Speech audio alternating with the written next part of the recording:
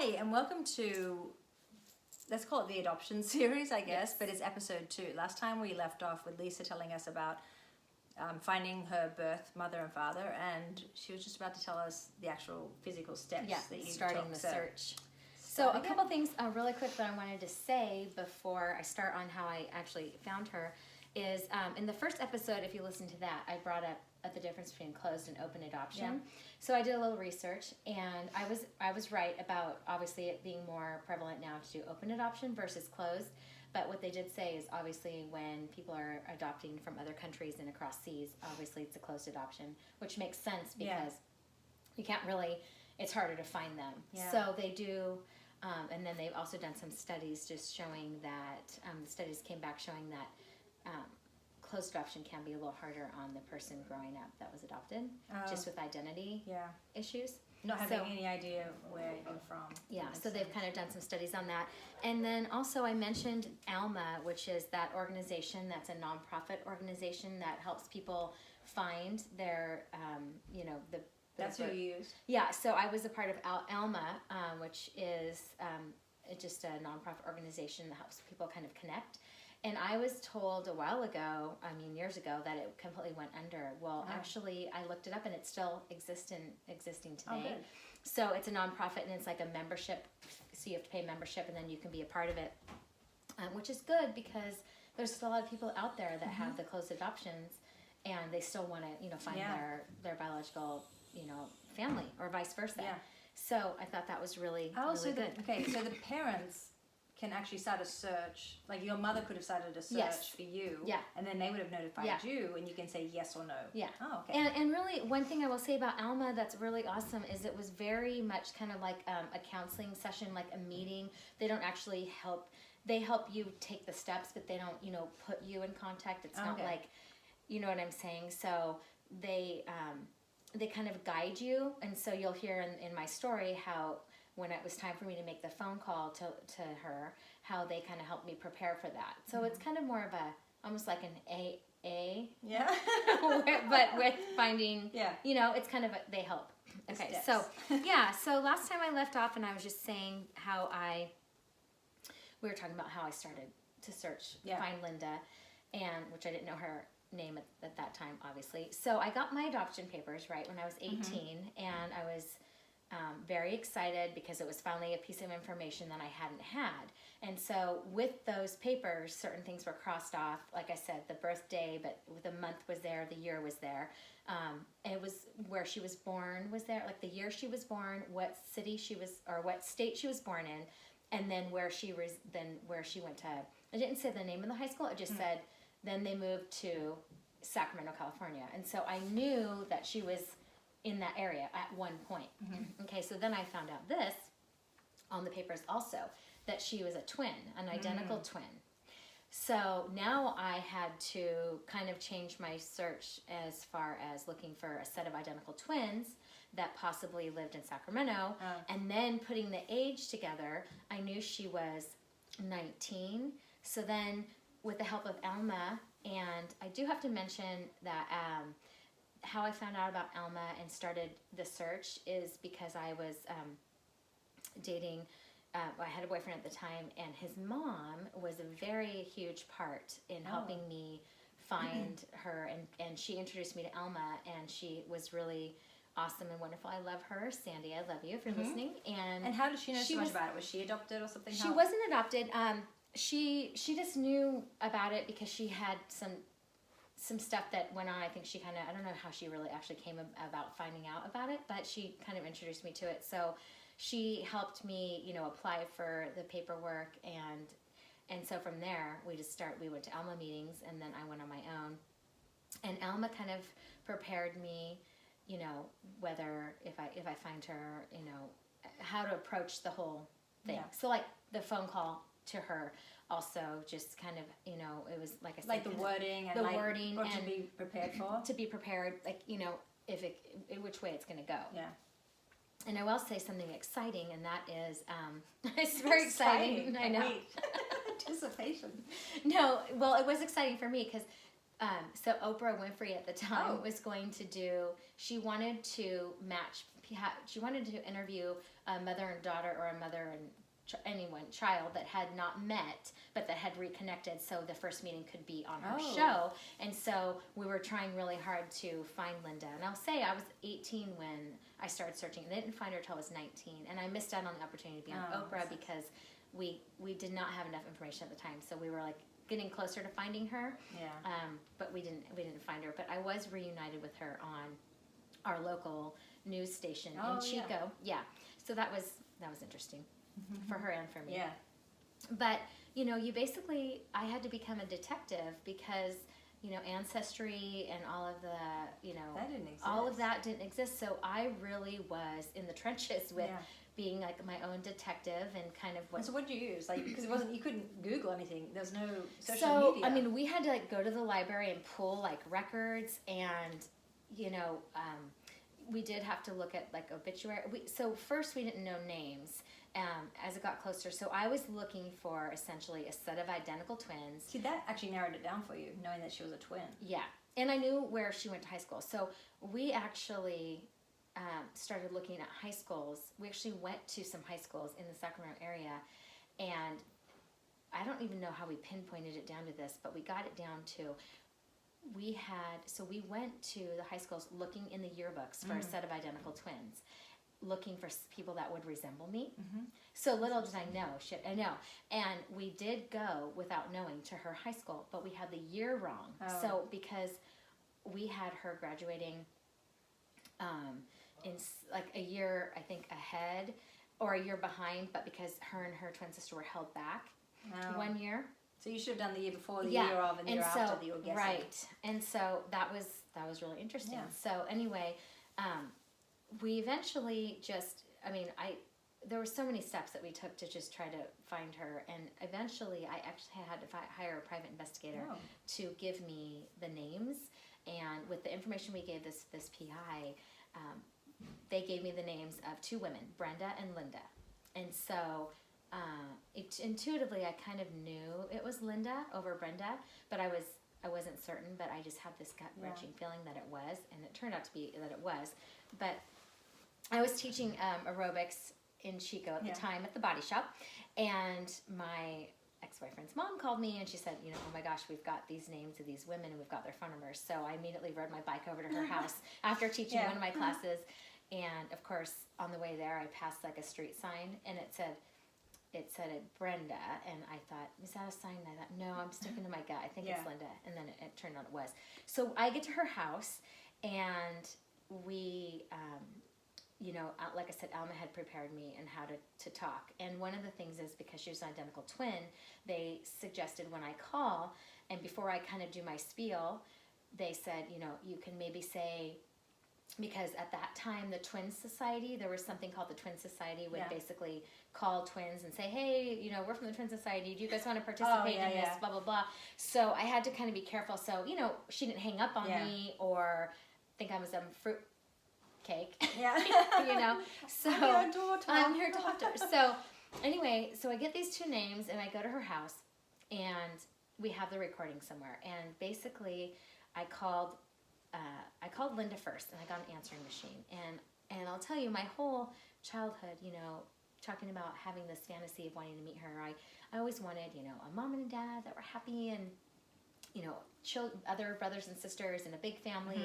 And so when I called and I listened to the answering machine, it was her husband at the time, and it was little kids on the answering machine, and they were like, we're at blah, blah, blah, and like all these cute little voices. And I thought, oh my gosh, these are like, you know, probably my brothers and sisters. It's so exciting. And so, well, they didn't answer because it was answering machine, like an actual real answering machine. And so I didn't leave a message. And I was so excited at that point to talk to somebody that I started second guessing myself. And I thought, well, maybe it is Brenda, because I wanted to talk to somebody so bad. And so I called Brenda. Well, she answered. And so my spiel kind of went like this. I said, hi, you know, my name is Lisa, and I don't want you to think this is a weird phone call, but I just have some questions for you. If you wouldn't mind me, you know, asking them. And she's like, okay. And I said, So did you grow up, are you a twin? She said yes. And I said, were you born in 1951? And she said yes. And I said, were you born in Idaho? How does she not think this is, like, right in this day and age, we'd be like hanging out? But Yeah. back then. So, I mean, I think, because maybe they all kind of thought that I would eventually come find me. Maybe. And Linda had actually started looking for me the week I found okay. her. So with that, I think maybe they talked about this was her twin, and so you never know. But I said, were you born in 51? Did you move to Sacramento? Blah, blah, blah. And she said, yeah. And I said, because a lot of twin societies, again, we're calling them and asking them these questions. So she could have thought that was that. And I said, well, does the day October 23rd mean anything to you? And that's my birthday. And then she said, well, that's my sister's birthday, because I was born on their older sister's birthday, October 23rd, but I hadn't said the year. Yeah. So I said, does the day October 23rd mean anything to you? And she said, well, that's my sister's birthday. And I said, 1971, and I said, I think you're my birth mom. And it was my Aunt Brenda, and so she I remember her just kind of gasping for air, and like, oh my gosh. And she goes, that would be my twin sister. Like, oh my gosh. And so she said, and so it was like this hour conversation. Yeah. And she said, well, they're, her husband coaches, I think baseball or whatever, and so they're off at practice. And I said, well, I know this is probably really hard for you, which she said later. Yeah. This is absolutely so hard for me not to reach out. Not to and tell her that you called. And I said, because I really want to be able to say this and let her have the same, reaction or whatever. And so we talked like over an hour. It was a beautiful phone call. She was like immediately warm and accepting me and saying, these are your cousins, this is your grandpa and grandma, this are like, we want to, she was like really, accepting and really. But you instantly felt like you're part of their family. Yeah, she just was instantly like, oh my gosh, this and this and this. And so we got off the phone, and she told me what time she thought Linda and her family would be home. So, fast forward, I called Linda, and she had already told her husband about me, because I told you it was anyone that she ever, got close to knew that she had another child. Her kids did not know at the time, okay? And so they were 7, 9, and 11, and so they did not know any of it, obviously, And so I call, and she answers, and I get to my spiel, and I say, does the day October 23rd, 1971 mean anything to you? And then I said, I think you're my birth mom. And she just immediately, like, I don't know if she dropped the phone, but something happened. And I heard her say to her husband, it's my daughter. Oh my God. Yeah. That's nice. And she just immediately lost it. Yeah. What did you do? Did you cry too?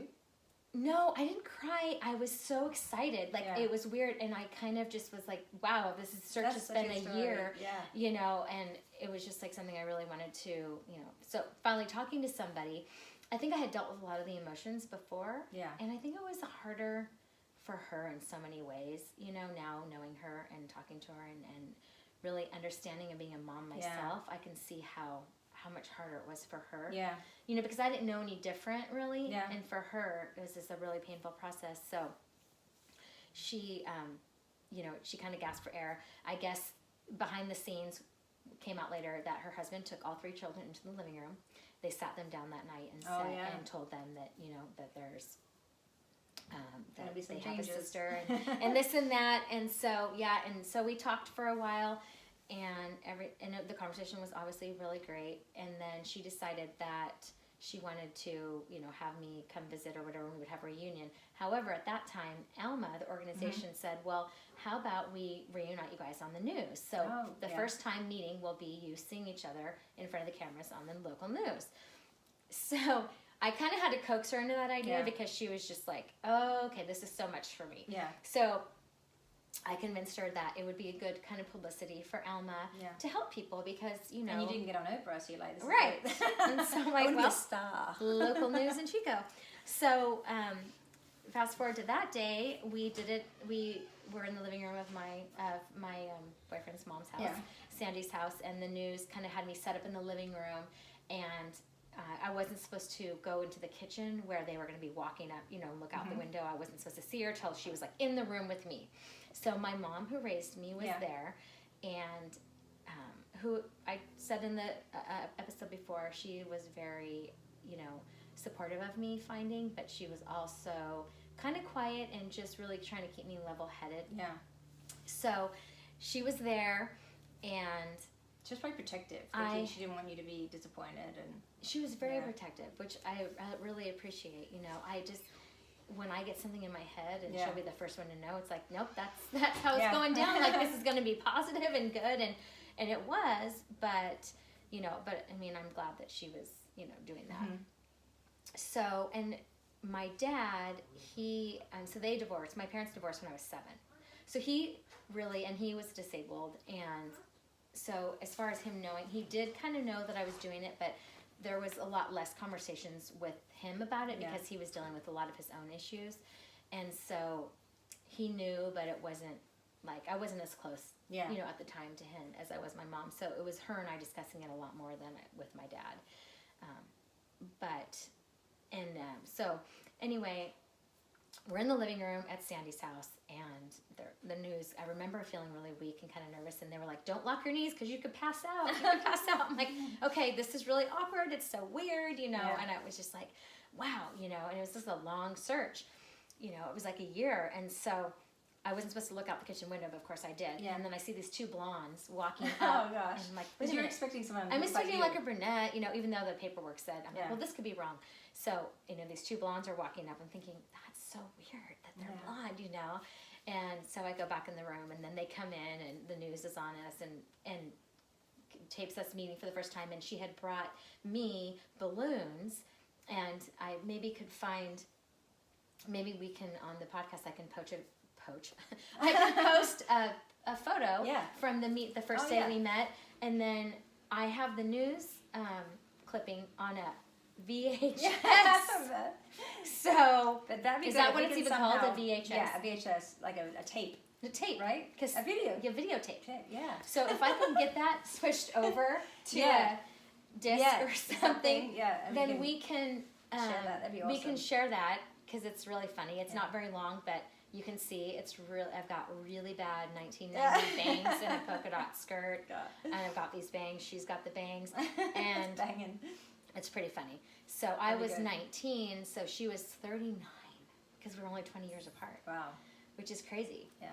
So they come in the living room, and she had these balloons for me that said "I love you," and it was the first time I felt like, wow, she loves me. Like, wow, like one of the things that was kind of being fulfilled. Like, does she like me? Does she, like, why? You're thinking, like, why didn't she want me? Like, what? So you didn't even know really the story. I didn't even really know. Yeah. And her twin was there to support her, who was a complete crying mess the whole time, which is fine. But they always joke about it. And she had brought my mom who raised me, she had brought her, like, a beautiful bouquet of flowers. Oh, that's nice. It was really nice. And I think for me, they were really, both her and my aunt were, pretty emotional. I was just more in shock, I think. And then my mom who raised me, Fran, started to get a little emotional at the meeting because Linda, the news is like right on us. And for somebody not to be very emotional and then to all of a sudden show emotions, it was very heart-wrenching to me. So my mom said, she looked at Linda and she just said, I just want to thank you so much for allowing me to raise, a daughter, because, we couldn't raise a daughter. Like, it was a gift. I know, like it was a gift. And so, anyway, I knew I'd cry. I know, sorry. And so, I know and so once I saw her like getting emotional, that's when I really felt it in everything, just how just big it hit me, how, because I was young too. It's like it just hit me how big of a deal the whole thing really was, For everyone involved. For everyone involved, So they spent the night there, and all night, the rest of the night, we just looked at each other, examined each other's fingers and toes and like comparing features and how. Did you feel like you looked like her? Did it feel like you're looking at her? So I mean, my mom. Her voice, the way her mannerisms. It was uncanny. So, I mean, nature versus nurture, I would say, and I said this in the video when I was 19, like, it's got to be 80% to 20%. I mean, I look like her, I act like her, I use my hands when I talk like her. That's crazy. I walk like her, my mannerisms, my temperament, is so much like her. And so when her husband met me, he was just dumbfounded. He said, she is a mini version of you. I can't even believe how much alike you two are, and you weren't even raised. I wasn't even anywhere near. I mean, so biological, you know, it's wow. It's a huge how much we were like alike. It is crazy. And, you know, my mom who raised me used to say, oh my gosh, when she met my aunt and my mom, she said, oh, thank God I finally put the pieces together, who this personality is, where she came from. And so, we all laughed, and we spent the night there, and just, we had a good time laughing and talking about everything. And it was weird. It felt like an aunt that I looked a lot alike, that, you know. So you didn't feel like, oh, mom.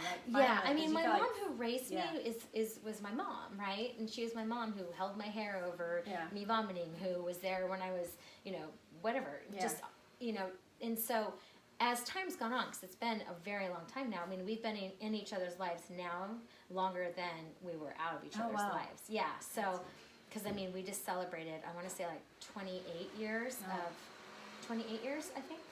Or this June will be. So we have an anniversary. June 11th is when we first met. So I want to say it's been really. So it's almost like a second birthday. For both of you. Vacuuming. It's really special. Sorry about the vacuuming. I think we'll wrap this episode up and take it to. We can talk about how that went. You know. Done vacuuming now. Yeah.